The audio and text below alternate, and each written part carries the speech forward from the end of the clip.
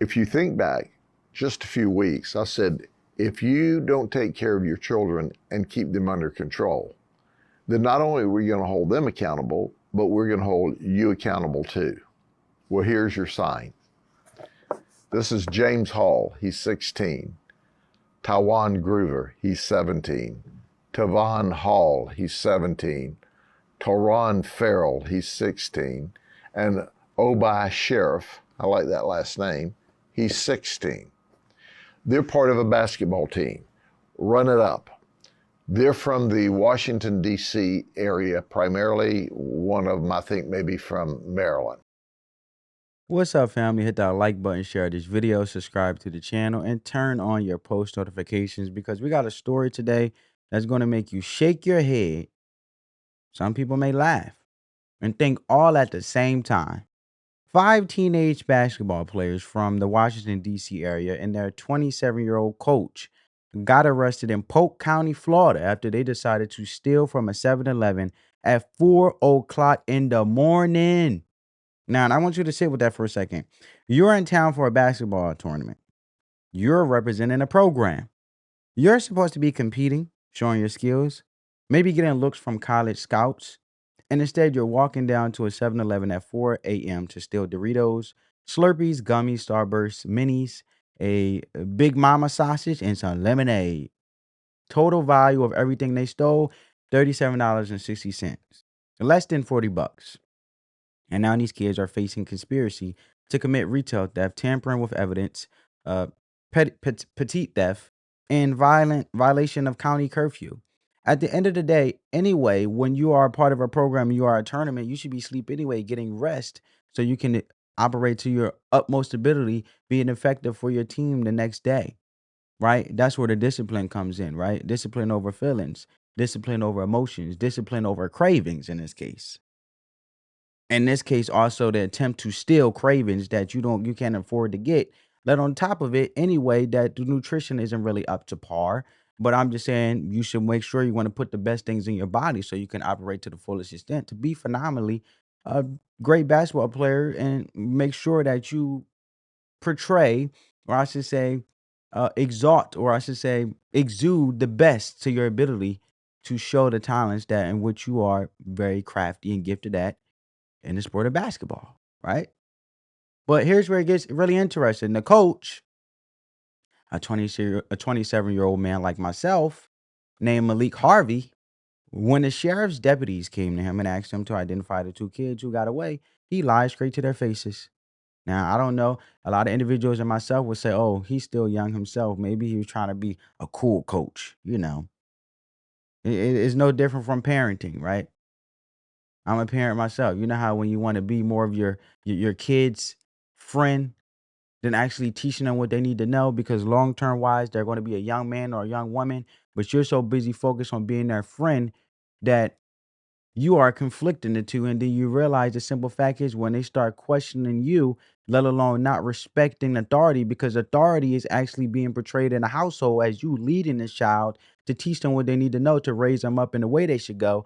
But if you don't, because you decide to want to be their friend, then they'll always do what they want to do and what they feel, what feels good and what they like, versus actually discipline and teaching them as a parent in the way they should need to go and making sure that structure is implemented, discipline, and also showing them responsibility. And there's consequences behind your actions. But this 27-year-old coach said he didn't know them, straight up lied to the sheriff deputy's face, wouldn't cooperate, tried to obstruct the investigation. And here's the kicker that makes this whole thing wild. This man works for the Department of Juvenile Services at the Cheltenham Youth Detention Center in Maryland. He works in the juvenile system, justice system. And he's supposed to be the adult. Makes you wonder if he's enabling the juveniles also within that system. He's supposed to be the mentor. He's out here lying to police to cover for teenagers who stole snacks. If that's the case, if you want to be Mr. Cool Coach, why you didn't just buy the snacks, man? So not only that you're not leading by example, but you're making it as though, okay, well, if you don't have it, due to the simple fact that you want what you want, I'm not taking no for an answer. So I'm just going to take it because I'm entitled to have it regardless, even though I know I'm supposed to pay for it because nothing is free. Hmm. Now it makes you wonder if he's doing this with young men and basketball players, how could you possibly be leading the youth in the right direction in the juvenile system you work for as well? Ain't no way in heck. Let me know in the comments, family. We just having a conversation, and I'm just speaking what a lot of people may be asking. So let's check this next clip out. New tonight, 5 teen D.C. basketball players and their coach have been arrested in Central Florida after an alleged theft while they were in town for a tournament. Fox 5 Sydney Persing live in the district tonight with surveillance video and what we know. Sydney. Yeah, well, the sheriff down in Polk County, Florida, obviously wanted to make an example of this case, and he did that by posting about it to more than 1.5 million of his followers on social media, including video of this alleged crime. Here's a look at it now. We have blurred these teens' faces. We are not releasing their names or their mugshots, as the sheriff's office did, because they are minors. But according to the sheriff, they're from D.C. and Maryland, ages 16 and 17, and were caught stealing from a 7-Eleven in Central Florida yesterday just after 4 in the morning. Investigators say the kids are part of a travel basketball team, as you mentioned, were in Florida for a tournament. The teens are accused of stealing food and drinks, less than $40 worth, Doritos, gummies, Starburst, sausage, lemonade, and Slurpees. They fled, though, according to the sheriff, when the clerk confronted them. He said deputies then located 3 of the 5 involved teens and that they'd hidden the stolen food in a backpack in bushes. Their coach, 27-year-old Malik Harvey, is not accused of being involved in that theft, but in a video posted to social media, the sheriff said when deputies made contact with the coach, they asked him if he could identify the remaining 2 suspects in this video, but that he lied about knowing them. Of course, we had 3 in custody. He denied knowing who the other 2 were. He resisted us when he did not cooperate in the investigation, when he directly lied, when he misled us. Well, of course he knew who they were, but he lied to us.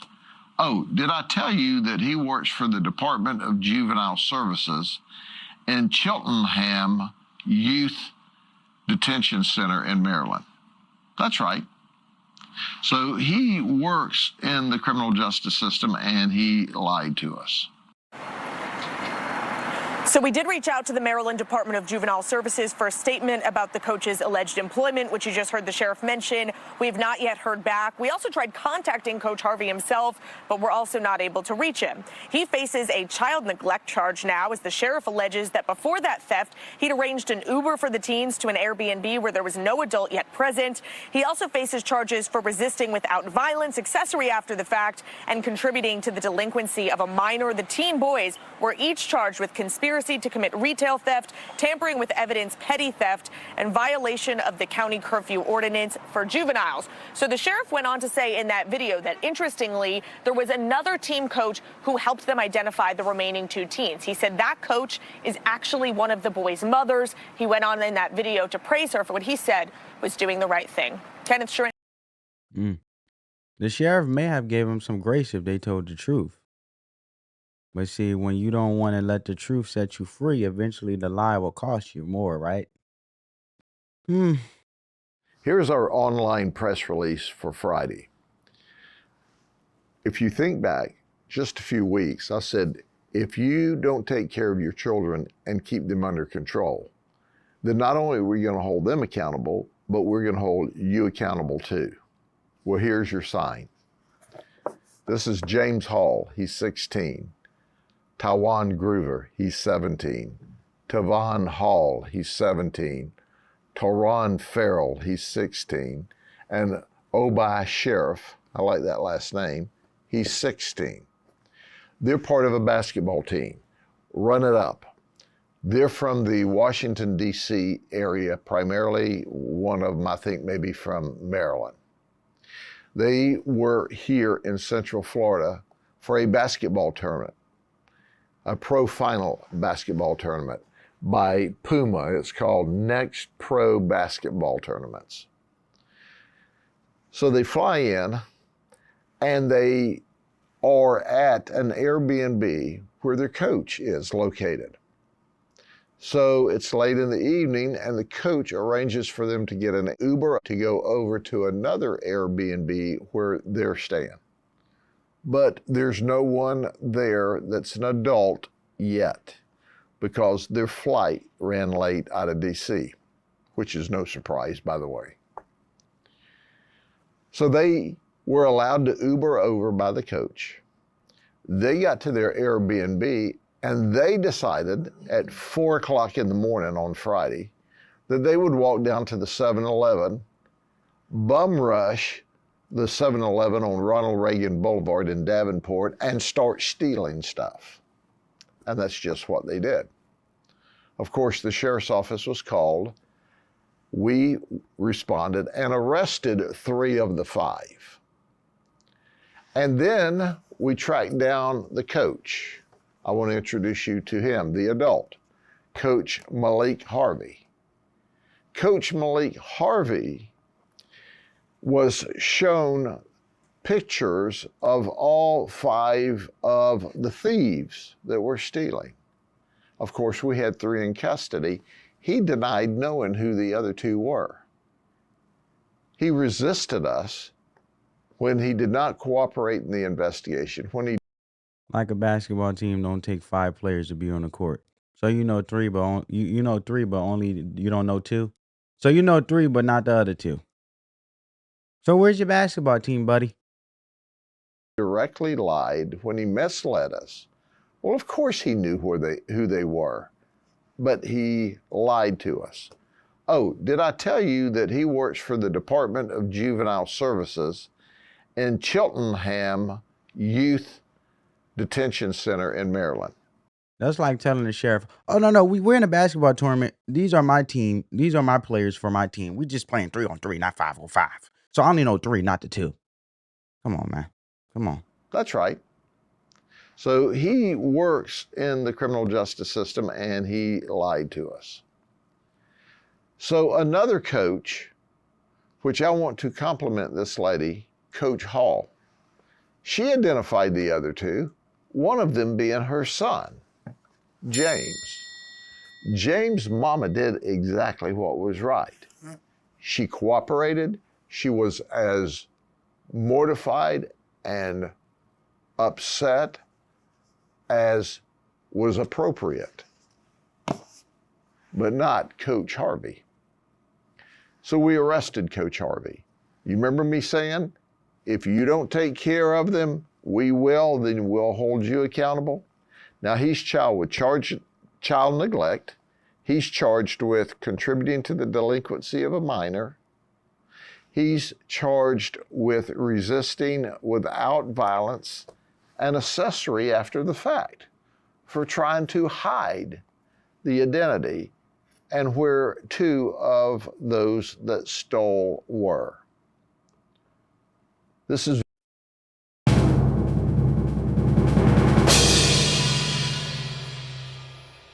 Really, bruh? Bruh. very simple. I don't know what y'all do in Washington, D.C., but it must be crazy. But you're not going to come from all around the country and steal in this county without going to jail. That's a promise from the sheriff. So, with that being said, as you heard, these are 16 and 7-year-old boys who traveled from D.C. to Florida for a basketball tournament. The part of the travel program called Run It Up, and they were there for the Puma NX Pro tournament. Staying at the Airbnb, the coaches arranged for them to Uber over to another rental where no adult is there yet because flights get delayed. Now you got a whole bunch of teenagers unsupervised in a vacation rental at 4 in the morning, and they decide to walk to 7-Eleven and steal. Right? And I'm not sitting here saying these kids are hardened criminals, okay? They stole snacks, but that's not the point. The point is the mindset. The point is the decision making. You are in a state that's not your home. And it doesn't matter which state you are, even if it was your home. You're in a country that's not, you're in a county that's not your county. And it doesn't matter even if you were still in your county. It's the principle. You don't steal at all. So you still think you could do whatever you want without consequences because that's the mentality that gets people in trouble everywhere, not just in Florida. But here's the thing about Polk County. Sheriff Grady Jude made it clear, real clear. He said weeks earlier, if you don't take care of your children, as you saw it in the first clip, and keep them under control, we're going to hold you accountable too. And he meant it. And I think a lot of individuals need to start knowing where their children are, or children, however you say it, right? Children. There we go, children. So when these children got caught, they got charged, all of them. And the sheriff wants to charge them as adults. Now, that's going to make some people uncomfortable. They're going to say they're just kids, it's just snacks, it's not that serious. And from my perspective, I get that argument. I really do. $37 worth of junk food is not the crime of the century. But here's the thing about accountability. If you let kids get away with small stuff, they learn they can get away with big stuff. And if you teach them that there's always an excuse, always a way out, always someone to blame, then you're not helping them. You're actually helping them run into the Victim Olympics, and you're actually giving them enabling behavior, and you're setting them up for a much harder fall later. Now, when you think about all of that, right?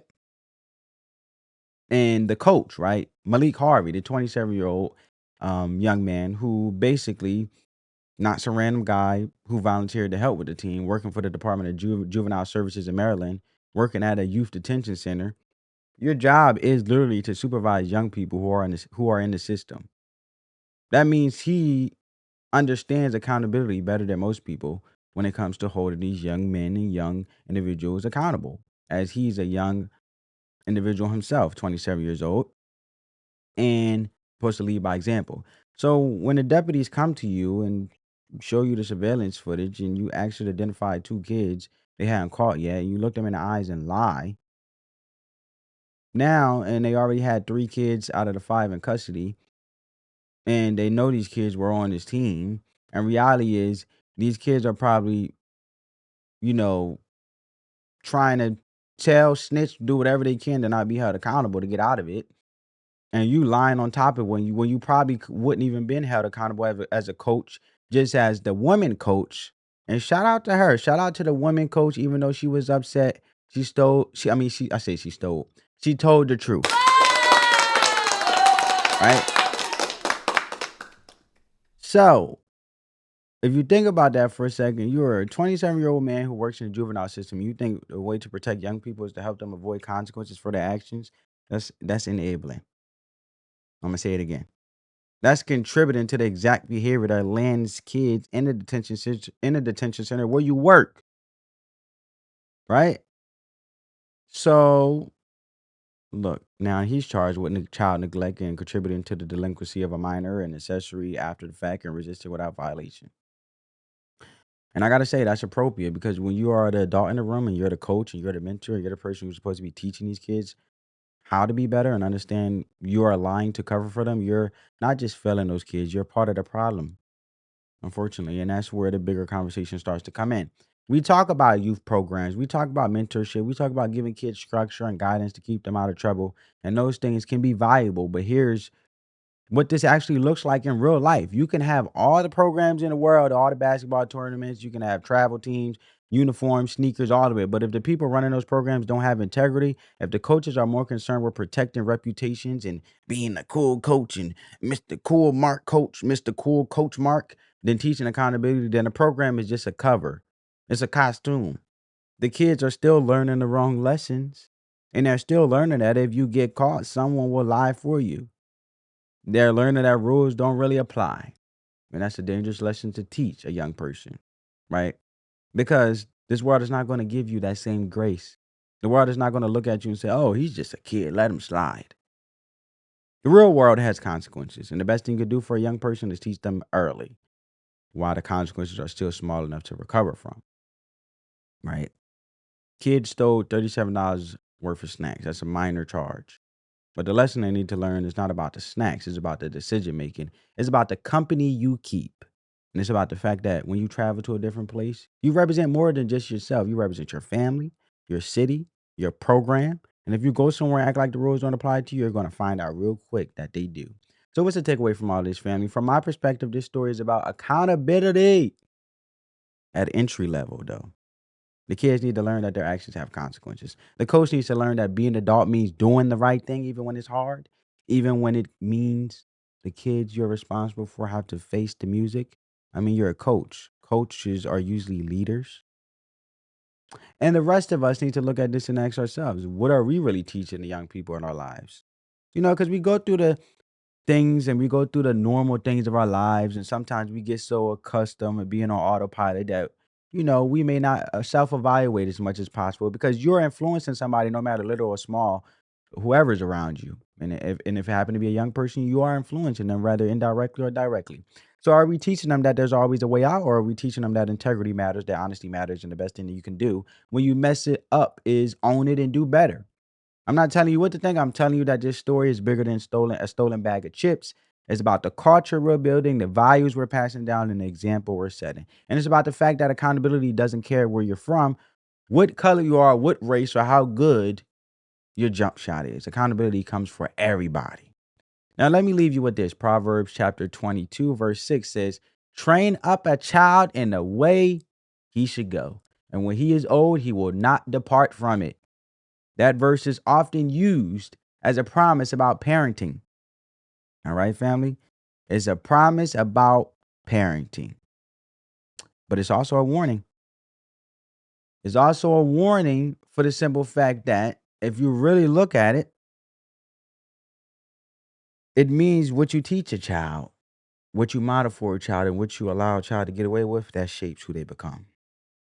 If you train them to think consequences don't apply to them, they won't depart from that either. If you train them to think consequences don't apply to them, they won't depart from that either. They'll carry that into adulthood, and it will cost them jobs, relationships, freedom, and peace. So for the folks who aren't spiritual, here's a life lesson. The habits you form early become the person you are later. I think we all know that. I mean, we don't have no perfect childhood. I don't. None of us do. We may get older, and in the relationships that we have, if they're great relationships and individuals who have our best interests, through the evolution of that relationship, it exposes traumas and triggers that help you to be a better person, and the wisdom within it that shows you things that you may not even seen as a big of an issue until it has started affecting those you love. Because the relationship is bigger than you, because it also exposes things about yourself. Especially if it's a true, genuine relationship, friend, best friend, girlfriend, boyfriend, spouse, because you're supposed to be serving each other anyway in love, because love is an action, not a feeling. But small choices become big patterns. And the people who care about you the most are the ones who hold you accountable, not the ones who make excuses for you. And that coach, he was protecting those kids by lying, but the real protection would have been letting them face the consequences now while the stakes are low, so they don't have to learn this lesson when the stakes are high. Let me know what you think in the comments. Hit the like button, share this video, subscribe to the channel, turn on your post notifications, spread that peace, love, and positivity. Let the love supersede the hate, family. I'll catch you in the next one. On that note, family, peace.